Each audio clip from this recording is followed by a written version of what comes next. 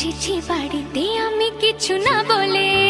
Tick tick tick tick ঘড়ির সাথে সাথে তাল মিলিয়ে এই তো এলে, তবে কেন এখনই যাবে চলে? ও বলো কি বলার আছে, এসেছি তোমার কাছে। শোনা, আরে বলো কি বলার আছে, এসেছি তোমার কাছে। বোঝো না কেন যে যায় সময় চলে, এসেছি বাড়িতে আমি কিছু না বলে।